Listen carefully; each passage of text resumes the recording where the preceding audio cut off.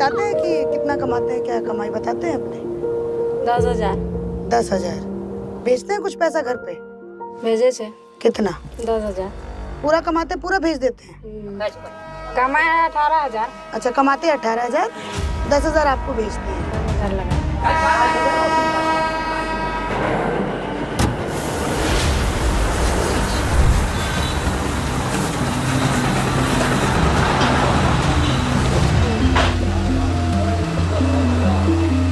आप लोग हाँ, वोट देने के लिए जाते और हैं। काम करने यहाँ आते हैं। हाँ, आते हैं। आंटी जी, बिहारियों की जिंदगी दिखाने आई थी। ले जाओ ना अपने घर को। ये इज्जत है बिहारियों की दूसरे प्रदेशों में। मतलब इनको ये विश्वास है कि इनके पति जिस भी हालत में रह रहे होंगे अच्छे से रह रहे होंगे। ये मेरे पीछे आपको भारत का संसद दिखाई दे रहा होगा और इस संसद के सबसे ऊपर है अशोक स्तंभ, जो बिहार की विरासत को बताता है, उस समय के सबसे बड़े राज्य मगध के बारे में बताता है। और इसी संसद के अंदर करीब 40 सांसद बिहार से आते हैं, जो एक छोटा मोटा नंबर नहीं होता है। और देश में 4 कैबिनेट मिनिस्टर भी बिहार के हैं, जिसमें food processing minister mister Chirag Paswan भी शामिल हैं। लेकिन उसे बिहार की एक सबसे बड़ी परेशानी है माइग्रेंट लेबर की, पलायन की, जिसको आज तक नहीं सुलझाया गया है।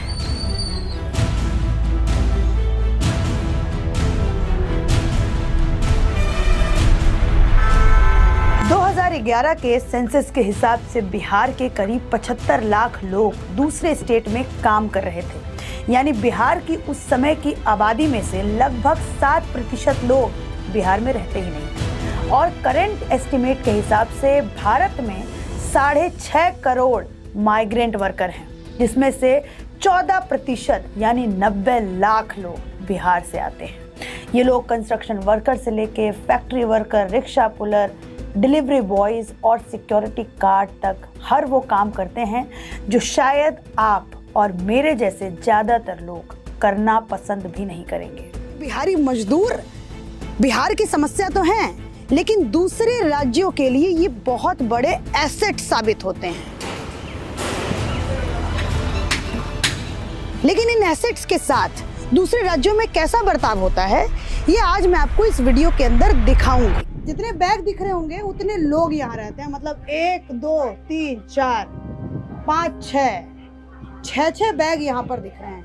और सिलेंडर भी आपको दिखेगा, ये देखिए, 1 चूल्हा 2 चूल्हा, ये आपको ये दिखेगा, जो ये बताता है कि इस कमरे का पार्टीशन होता है और लोग यहाँ पर हिस्सा बांट। जब मैं माइग्रेंट लेबर के साथ समय बिता रही थी, जब मैं उनके साथ घूम रही थी, जब मैं उनके जीवन को और नज़दीक से समझने का प्रयास कर रही थी, तो मुझे उसी सिलसिले में राजू भाई टकराए। आपको मैं ढूंढ रही हूँ इतने दिनों से। मैं कहीं पे काम में फंस गया, देखते हैं ऐसा अभी तुरंत आपके सामने मिल रहा। चलिए हमारे काम अभी आए हैं आप काम करके? क्या करेंगे? अरे बाप रे, 10 बजे आप काम करके आए हैं। चलिए पहले हमारे कमरे का दृश्य देखिए कैसे रह रहे हैं। जो 8 साल पहले बिहार से दिल्ली आए अपना जीवन स्तर सुधारने के लिए, अपने परिवार का पालन पोषण करने के लिए, लेकिन उनके साथ क्या हुआ वो आप देखिए। जब वो मुझे अपने घर लेकर गए तो क्या हुआ, जरा आप इस वीडियो के अंदर देखिए। कितना घंटा आज काम किया राजू भाई?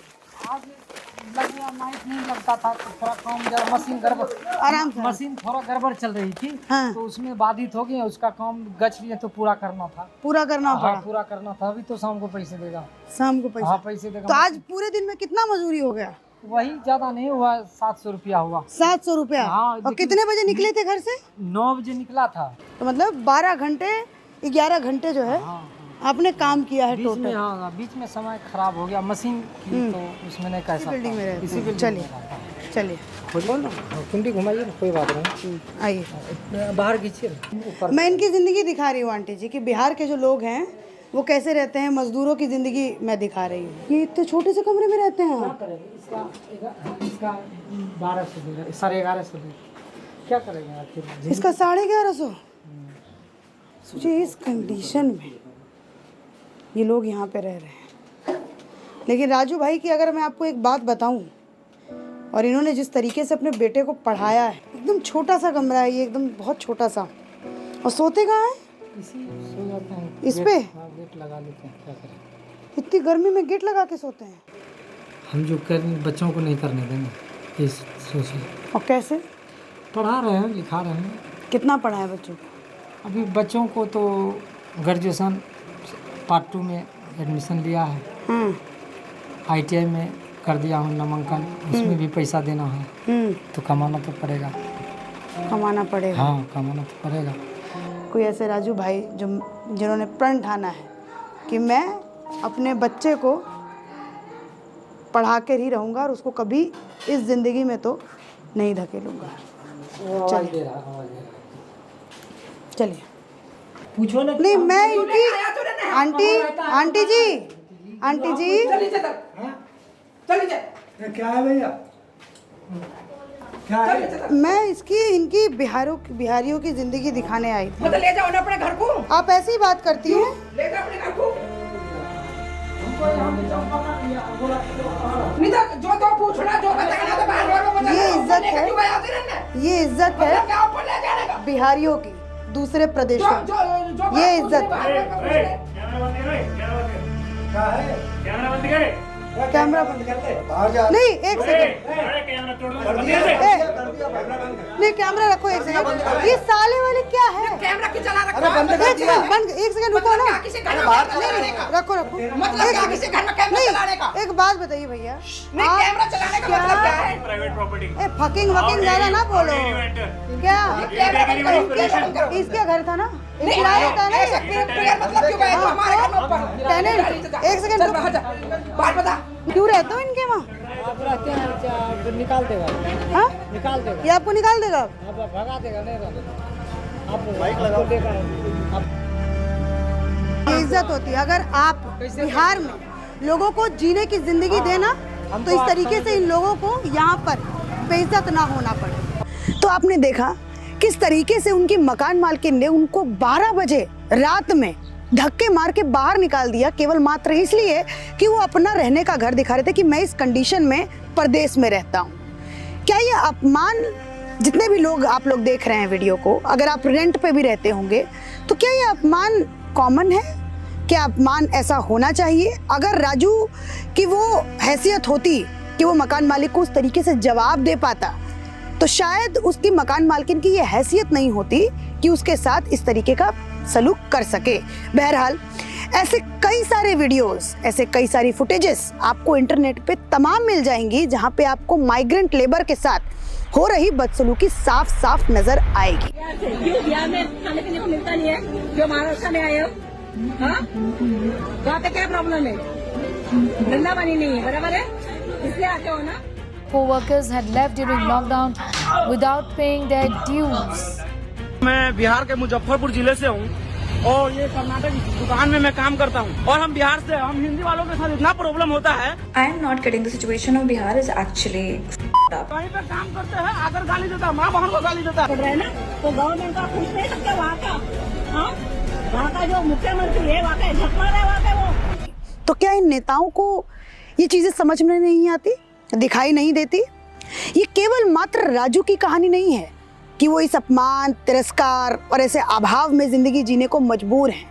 राजू जैसे करोड़ों लोग दिल्ली, बम्बई, सूरत, तमाम ऐसी जगहों पर रह रहे हैं और किस अभाव में अपनी जिंदगी बिताते हैं, ये भी आपको देखना चाहिए। ये जो आपको छोटा सा पीछे गुसलखाना दिख रहा है, इसको गुसलखाना बोलते हैं यहाँ पर। इसमें 15-20 लोग जो है इसी अवस्था में शौचालय करने जाते हैं, शौच करने जाते हैं। तो इसकी अवस्था देखिए, यहाँ पर कोई जिंदगी का होप नहीं है। आप थोड़े टाइम यहाँ पे रहेंगे तो क्या ही जिंदगी सोचेंगे। और ये सब लोग बिहार से आकर के आए। देखिए इधर किस तरीके से, ऐसे लग रहा है कि जैसे जेल में इन लोगों को भर दिया गया है। जब आप कैमरे के देखोगे ना, इस सीन को देखोगे तो आपको ऐसे जो क्लॉस्ट्रोफोबिक होगा, जिसको मतलब घुटन होती होगी, सीन को देख के घुटन होने लगेगा। सीन को देख करके घुटन, जिस तरीके का यहाँ का शौचालय है, जिस तरीके के लोगों का यहाँ पे रहना सहना है, जिस तरीके से लोग यहाँ पर खाना बनाते हैं, खाते हैं, ज़िंदगी जीते हैं, क्या होप और क्या ज़िंदगी यहाँ पे लोगों की रहती होगी, वो आप सोचिए और अंदाज़ा लगाइए। ये देखिए, क्या भैया कहाँ से आए हैं? बिहार से, मधेपुरा से आए हैं। कैसी कट रही है ज़िंदगी यहाँ? तो नरक के जैसे है ना, क्या है? नरक जैसा है और क्या है। इतना में हम लोग को घर में समझिए कि ऐसे पड़ा रहता है, मगर इसमें 4-5 आदमी देख रहे हैं। 4-5 आदमी। और क्या तो गुजारा। छोटे से कमरे में कितना लोग रहते हैं? 4 आदमी। 4 आदमी। और सोते कैसे हैं भैया? यहाँ तो घुटन हो रहा है। इसी में खाना बनाते हैं, इसी में सोते हैं। ये देखो, ये बच्चा मुझे लग रहा है 15-16 साल का। कितने साल उम्र है भाई? 18 साल हो रहा है। 18 साल। कितना साल से मजदूरी कर रहे हो? 2 साल से। मतलब जब ये 16 साल का था, जब से ये मजदूरी कर रहा है। क्यों मजदूरी करने आए बाबू? कहाँ से हो रहने वाले? बिहार से, पूर्णिया जिला से। पूर्णिया जिला से। क्या जिम्मेदारी एहसास हुआ बाबू ऐसा? अरे घर बनाना है, क्या जिम्मेदारी रहेगा? घर बनाना है, 2 बहन है, उसका शादी करना है, बस हो गया। 2 बहन है, उसका अपना शौक पूरा करना है, और क्या करेंगे? शौक क्या है तुम्हारा? शौक क्या रहेगा? घर और बनाएंगे, बढ़िया घर द्वार बनाएंगे। शौक क्या रहेगा? ये ऐसे ये लोग क्यों रहते हैं? तुम्हारा घर भी ऐसा है? नहीं, मजबूरी है, इसलिए ये सब ऐसे ही है ना। मजबूरी है? हाँ, अब मजबूरी नहीं रहते तो यहाँ पे आते हम क्या? तुम भी बिहार से हो? हाँ, हम भी बिहार से। इतने अभाव की जिंदगी, परिवार से महीनों दूर, बच्चों से महीनों दूर, कोई अपना दूध पीता बच्चा छोड़ करके आया है। सोचिए, इतने अभाव में जिंदगी जीना पड़ता है। ये अपना गांव, अपनी मिट्टी छोड़ करके दूसरे शहरों में आते हैं। तो एक सवाल मैं सोचने पे मजबूर हो गई कि आखिर ये मजदूर दूसरे शहरों में जाते ही क्यों हैं, जब इतनी कठिन इनकी जिंदगी उन शहरों में है। तो इस बात को समझने के लिए मैं बिहार गई।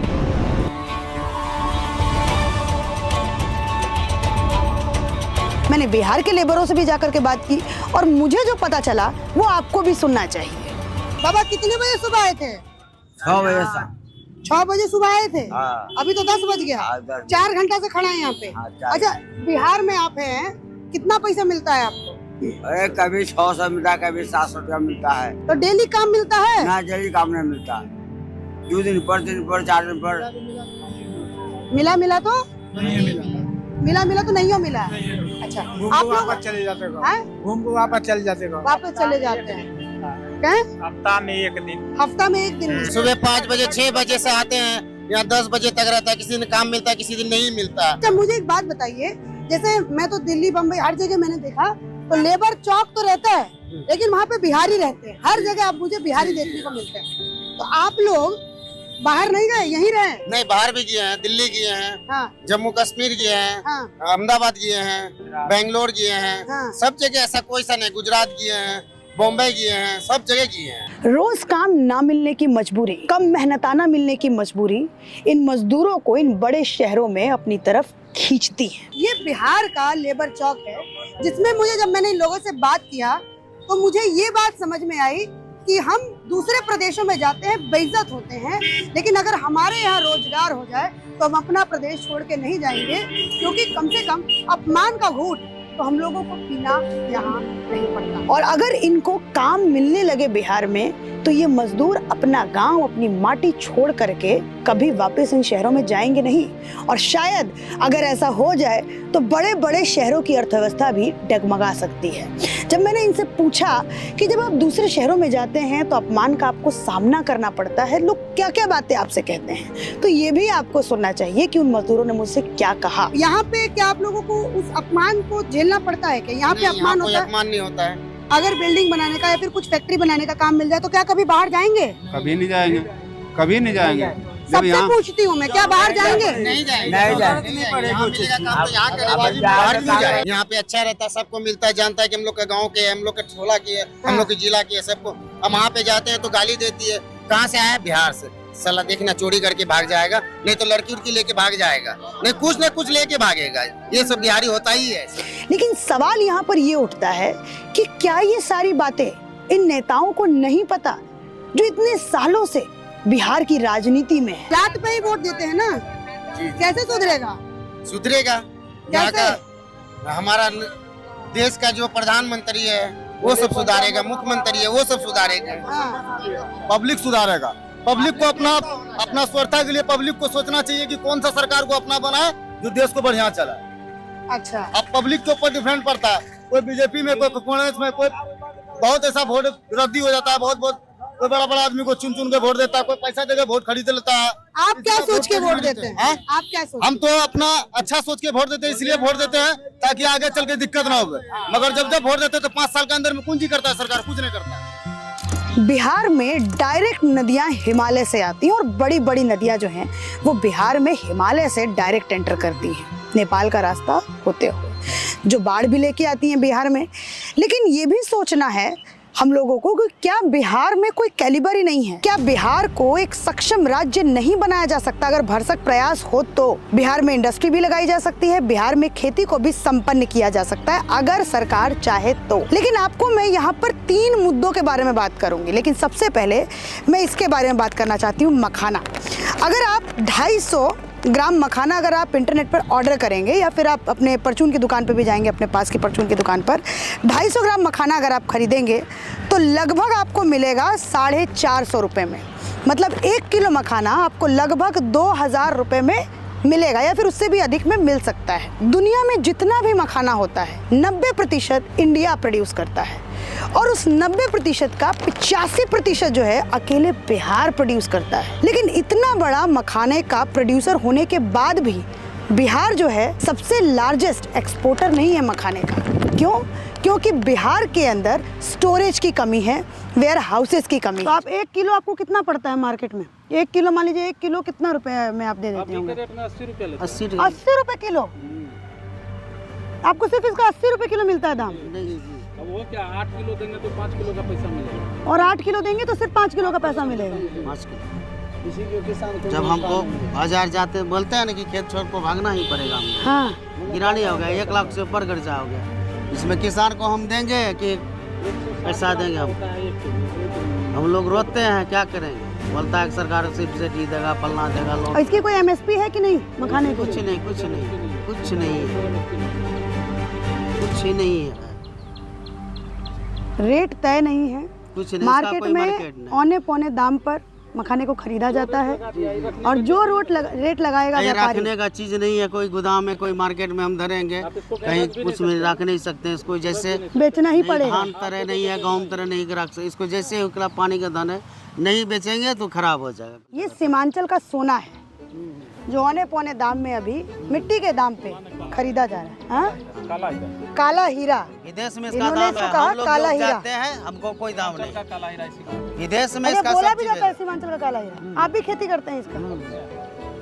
हम लोगों का हाथ देखिए किस तरीका से, खाना भी नहीं खा और कोई चीज पकड़ भी नहीं सकता,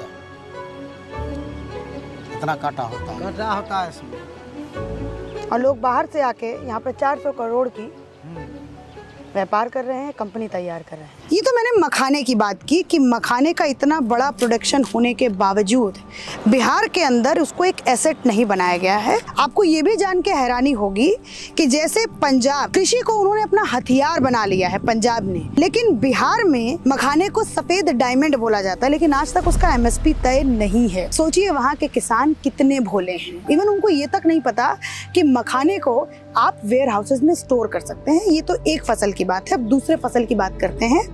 ये भुट्टा, ये जो कॉर्न है, इसका बिहार 5वां लार्जेस्ट स्टेट है इसको पैदा करने में। अब इस मक्के से हॉर्लिक्स बनाया जा सकता है, स्टार्च बनाया जा सकता है, कॉर्नफ्लेक्स बनाया जा सकता है, पॉपकॉर्न बनाया जा सकता है, जो आप और हम मूवी देखते हुए बड़े आराम से खाते हैं। लेकिन इसकी एक भी प्रोसेसिंग यूनिट बिहार के अंदर आज तक नहीं है। ये एशिया की सबसे बड़ी मंडी जिसका नाम है गुलाब बाग मंडी, जो बिहार के पूर्णिया जिला में आती है। यहाँ पर महीने में 1.5 अरब का व्यापार होता है और यहाँ पर देश में सभी स्टेट से, चाहे गुजरात, महाराष्ट्र, उड़ीसा, हर जगह से व्यापारी यहाँ आते हैं, अपना बड़ा बड़ा गोदाम लगाते हैं और यहाँ पर जो माल होता है उसको स्टॉक करते हैं। लेकिन यहाँ पर इस मंडी के अंदर मजदूरों की कमी है, इंफ्रास्ट्रक्चर की कमी है। अब यहाँ पर हम लोगों से बात करेंगे और समझेंगे कि इस मंडी में क्या कुछ कमी है और कैसे ये जो मंडी है वो मजदूरों की कमी के कारण अच्छे से व्यापार नहीं कर पा रही। एशिया की सबसे बड़ी मंडी है, ठीक। मुझे जैसे यहाँ पर पता चला कि यहाँ पर गुजरात, महाराष्ट्र, उड़ीसा, ऐसे जगह ऑल ओवर इंडिया का हर स्टेट के आदमी यहाँ पे आके काम करते हैं। हर स्टेट के आदमी आके काम करते हैं। इवन यहाँ से माल एक्सपोर्ट भी होता है, हमारे कंट्री से बाहर एक्सपोर्ट भी होता है। यहाँ से एक्सपोर्ट भी होता है और हमारे इंडिया का हर स्टेट आते हैं यहाँ पे काम करते हैं। लाइक दैट राजस्थान हो गया, गुजरात हो गया, मुंबई हुआ, नासिक हो गया, MP हो गया, छिंदवाड़ा तक आदमी यहाँ पे काम कर रहा है, पार्टी वगैरह। तो क्या वो लोग आके मजदूरी यहाँ करते हैं कि व्यापार करते हैं? व्यापार करते हैं। तो एक मुझे बात बताइए, जैसे ये सीमांचल इलाका है, यहाँ पे सबसे ज्यादा पलायन होता है क्योंकि बाढ़ की वजह से या फिर आप और भी गरीबी कह लीजिए उसकी वजह से। लेकिन सबसे ज़्यादा यहाँ पर मैं देख रही हूँ संसाधन है, जैसे कि अब मखाना यहाँ है, मक्का यहाँ है, तो फिर पलायन क्यों? जब मंडी भी यहाँ सबसे बड़ी है तो भी पलायन क्यों? 3 से 4 महीने का यहाँ सीजन होता है, जो इस तरह का काम होता है, उसके 3-4 महीने के बाद फिर सीजन ऑफ हो जाता है। व्यापारी सब का भी काम ठप हो जाता है, तो लेबर मजदूर क्या करेंगे? वो लोग को बाहर जाना पड़ता है, पंजाब गया, हरियाणा गया, वो लोग भी जाता है, धान कटाई वगैरह में जाता है। यहाँ पे जैसे आप लोग महाराष्ट्र वगैरह जाते होंगे तो वहाँ पे मैंने देखा कि अगर आलू उगाता है महाराष्ट्र तो उसके साथ साथ प्रोसेसिंग यूनिट भी बनाया हुआ है। तो क्या बिहार में यहाँ पे क्या है कि कोई चीज़ का जैसे प्रोसेसिंग यूनिट वगैरह जो है नहीं है, और ना कोई बैठाना चाहता है। हम लोग भी चाहते हैं बाहर से बड़े बड़े लोग हैं, जैसे अडानी अंबानी सब है, यहाँ पे बड़ा बड़ा प्रोसेसिंग यूनिट, आपको ये सब क्या बोलते हैं, मिल फैक्ट्री वगैरह यहाँ पे बैठाएंगे तो यहाँ पे भी रोजगार बढ़ेगा, व्यापारी का काम का स्तर बढ़ेगा। हम लोग यहाँ से बाहर बाहर माल भेजते हैं, यहाँ बगल में माल भेजेंगे, दाम सही मिलना चाहिए, ये सब चीज़ यहाँ पे होगा। जगह भी है, हो क्यों नहीं पा रहा है? हो क्यों नहीं पा रहा है? इसमें क्या है कि लोग आना नहीं चाह रहे हैं, सरकार का भी कुछ है इसमें कमजोरी। अगर ये हो जाता हाँ तो क्या होता बिहार? अभी हो जाता बिहार बहुत आगे रहता, बहुत आगे रहता बिहार। अगर सोचिए अगर प्रोसेसिंग यूनिट यहाँ पर हो, जैसे महाराष्ट्र में प्रोसेसिंग यूनिट्स है, कर्नाटक में प्रोसेसिंग यूनिट्स है, तो बिहार में क्यों नहीं? अगर बिहार में होता तो शायद यहाँ से पलायन रुक जाता और नहीं होता, या फिर बहुत कम स्तर पर होता। ये सीमांचल इलाका है जहाँ से सबसे ज़्यादा पलायन होता है। ये तो मैंने आपको बिहार में मखाने और मक्के का हाल बताया कि कैसे वहाँ पे इतने बड़े लेवल पे, इतने वास्ट लेवल पे इन पैदावारों का प्रोडक्शन होता है, लेकिन उसके बावजूद इसको यूटिलाइज नहीं कर पाती है वहाँ की सरकारें, और वहाँ के किसान इस वजह से ही गरीब रहते हैं, और उनके जो बच्चे होते हैं उनको फिर पलायन करना पड़ता है दूसरे राज्यों में मजदूरी के लिए। अब मैं आपको तीसरा कारण बताती हूँ, और तीसरा मुद्दा जो मैंने खुद बिहार में जाके इनकाउंटर किया वो मैं आपको बताती हूँ। बिहार में चूँकि पानी बहुत है और फर्टाइल लैंड बहुत ज़्यादा है, तो इस वजह से बिहार के अंदर सब्जियाँ अच्छे खासे अमाउंट में उगाई जाती हैं। लेकिन अगर आप इंफ्रास्ट्रक्चर देखेंगे कि एक सरकारी मंडी में किस तरीके से किसान अपनी फसल को ले जा रहा है मार्केट तक, तो आप खुद हैरान रह जाएंगे कि आज ऐसा भी हो सकता है क्या। ये पटना का हरियाली सब्जी मंडी है, और ये ऐसा वैसा मंडी नहीं है, ये ऑथराइज सरकारी मंडी है जहाँ पे आपको ऐसे तिरपाल दिखेंगे, मतलब प्रॉपर नहीं है। फिर उसके बाद आपको इम्प्रॉपर दुकानें दिखेंगी। यहाँ पे किसान अपना पैदावार लाता है, फिर ये मार्केट में लोगों तक जाता है। अब मैं आपको एक बात बताती हूँ, आज से 8 साल पहले सरकार के द्वारा, सेंट्रल गवर्नमेंट के द्वारा एक स्कीम लाई गई थी जिसका नाम था प्रधानमंत्री किसान संपदा योजना, जिसके तहत किसानों को ये छूट दी गई थी कि आप 5 करोड़ तक की लागत का आप फूड प्रोसेसिंग यूनिट अपने खेतों के पास ही लगा सकते हैं, जिसमें सरकार 35% का सब्सिडी देगी। अब मैं इसका आपको खेल समझाती हूँ कि इस योजना से क्या हो सकता था और बिहार कैसे संपन्न और बिहार कैसे अच्छा हो सकता था। आपको ये आलू दिख रहा है उस तरफ, आई जब मैं गुजरात इलेक्शन कवर करने गई तो ये आलू के खेत मैंने देखे, और साथ में मैंने इस आलू बनने वाले प्रोडक्ट जैसे कि चिप्स हो गया, वेफर्स हो गए, इन सबको बनने वाले वहाँ पे प्रोसेसिंग यूनिट्स देखी खेतों के साथ साथ। गुजरात के अंदर पूरे देश का 5 से 6% तक का आलू उगाया जाता है, लेकिन आप हैरान होंगे कि गुजरात के अंदर ये जो आलू के प्रोडक्ट्स बनते हैं, जो आप लेस चिप्स वगैरह खाते हैं, इसका 80% तक की जो यूनिट्स है, जो प्रोसेसिंग यूनिट्स है, वो गुजरात में लगी है। गुजरात के लोगों को इसका फायदा होता है। सोचिए अगर बिहार में कुछ ऐसा होता, आप इस सरकारी मंडी की हालत देख के मैं आपको बता दूं कि यहाँ पे इंफ्रास्ट्रक्चर का क्या हाल होगा, आप खुद अंदाजा लगा सकते हैं। ये एक सरकारी मंडी है जिसमें प्रॉपर रास्ता नहीं है, और ये पटना राजधानी के अंदर है जिसमें प्रॉपर रास्ता नहीं है। यहाँ पे डायरेक्ट बड़े किसान जो है वो अपना ट्रक लेकर के नहीं आ सकते, क्योंकि इतना बड़ा रास्ता नहीं, इतना बड़ा पैसेज नहीं है। 2025 के भारत में क्या ऐसा संभव है? ये आप खुद सोचने पे मजबूर हो जाएंगे जब आप देखेंगे कि एक जो किसान है वो पटना से उसका घर करीब, मान लीजिए पटना की मंडी से जो वो अपना पैदावार लेके आ रहा है, उसका डिस्टेंस केवल मात्र 5 से 6 किलोमीटर है। ये गंगा मैया है, गंगा मैया के उस तरफ है किसान जो अपनी खेती बाड़ी, जो उपजाऊ जो उनकी चीज़ें होती है, जो सब्जियां जो उगाते हैं, वो ऐसे ही इसी कंडीशन में ऐसे नाव से उतरते हैं, अपना बोझा सर पर उठाते हैं और ऐसे करके फिर पटना सिटी के अंदर जाते हैं सरकारी मंडियों में अपना वो करने। तो मैंने इनसे पूछा कि भाई साहब देखिए डर लग रहा है क्योंकि चिकनी मिट्टी है पूरी, आप लोग रोज ऐसे ही चलते हैं? प्रैक्टिस हो गई होगी आप लोगों को, तो ऐसे पोछा लेके जाते हैं भैया? प्रैक्टिस क्या है, मजबूरी है जी। ऐसे कितने किसान आते हैं भैया प्रतिदिन? यहाँ से अभी 200-500 200-500 जी। और किसी का ध्यान नहीं जाता इस तरफ? कोई का ध्यान नहीं। नाम क्या है आपका? गणेश कुमार। गणेश कुमार, अच्छा। इधर आते हैं, ये सब सब्जी जो है इस नाव पे लेके आते हैं, इस नाव पे। ये देखिए बिहार के किसानों का ये हाल है। बाबा कहाँ से आ रहे हैं आप? हम आ रहे हैं दियरपुर से। दियरपुर से, गंगा के ऊपर से?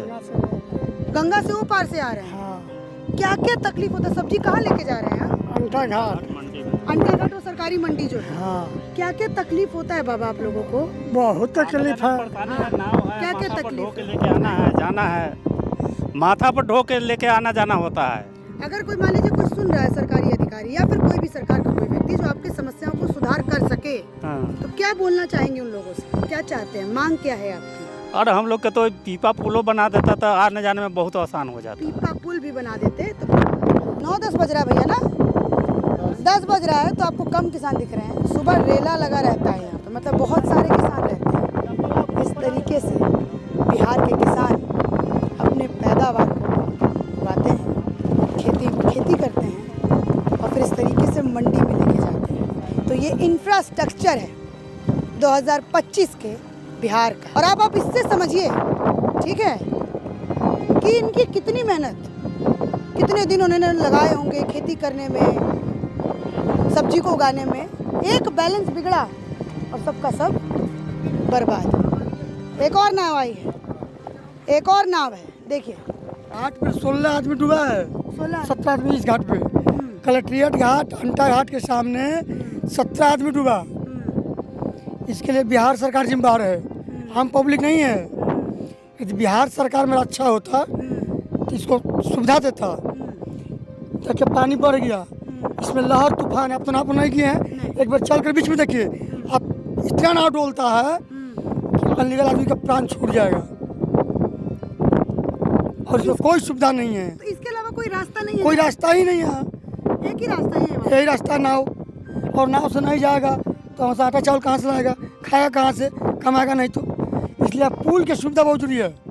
मतलब उस तरफ का जो पूरा गांव है, हाँ, वो मान लो किसी को अस्पताल वगैरह जाना हो तो नाव से ही जाएगा। अस्पताल भी नाव से आना होगा। उसके बाद पैदल यहाँ से मिलो पैदल चलेगा। यहाँ से देखिए कम से कम 4 किलोमीटर है ना कलेक्ट्रेट, वहाँ तक पैदल चलना पड़ता है।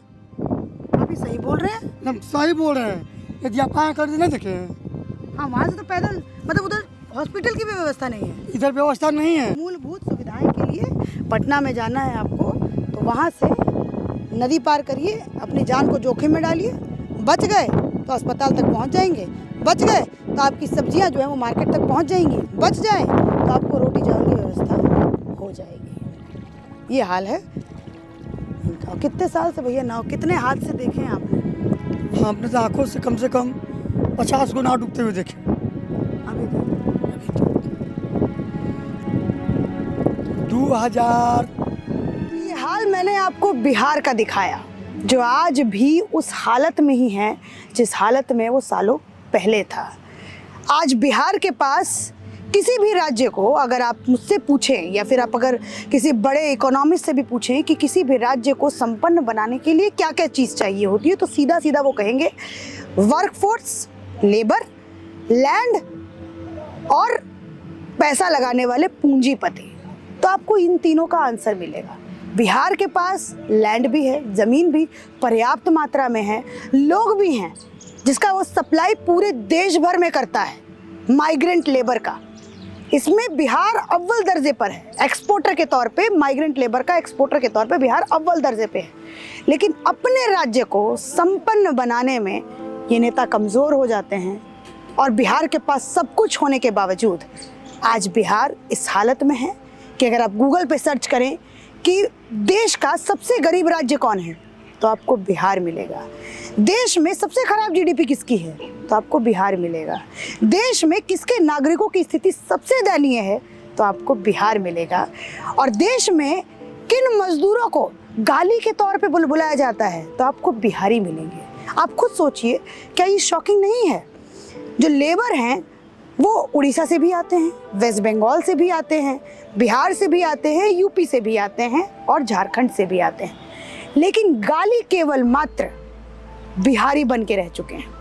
तो ये अपने आप में एक शॉकिंग बात है।